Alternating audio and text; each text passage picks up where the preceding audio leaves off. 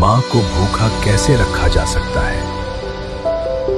मुंबई की बेस्ट बस से उतरते ही जैसे ही मैंने जेब में हाथ डाला, मैं चौंक गया।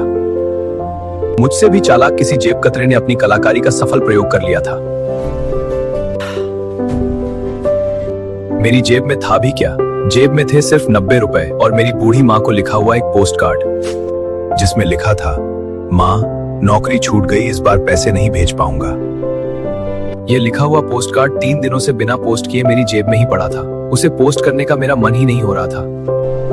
बड़ी मुश्किल से माँ को भेजने के लिए बचाए हुए 90 रुपए जेब कतरे ने चुरा लिए थे। वैसे तो 90 रुपए कोई बहुत बड़ी रकम नहीं होती, लेकिन जिसकी नौकरी चली गई हो उसके ये 900 रुपए से कम नहीं होते। इसी तरह कुछ दिन बीत गए। एक दिन मुझे डाक में अपनी माँ का पत्र मिला।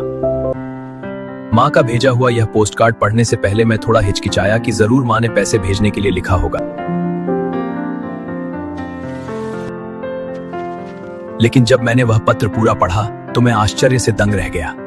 उस पत्र में माँ ने लिखा था, बेटा तेरा भेजा हुआ 1000 रुपए का मनी ऑर्डर मुझे मिल गया है। मैंने सारा उधार चुका दिया है।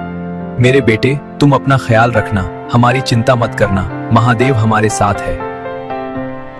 कुछ दिन बाद एक और पत्र आया, खराब लिखावट वाला, मुश्किल से पढ़ा जा सका, जिससे मेरी उलझन सुलझ गई। उस पत्र में, भाई तुम्हारी जेब से मिले 90 रुपए और बाकी 910 जोड़कर मैंने तुम्हारी माँ को 1000 रुपए भेज दिया है, इसलिए चिंता मत करना।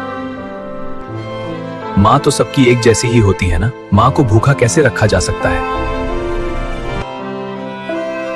लिखने वाला तुम्हारा जेब कतरा। प्रेम, इंसानियत, विश्वास और सबकी मदद करना, यही सच्ची भक्ति का भाव है। हरिओम। अगर यह कहानी पसंद आई तो लाइक, शेयर और सब्सक्राइब करें।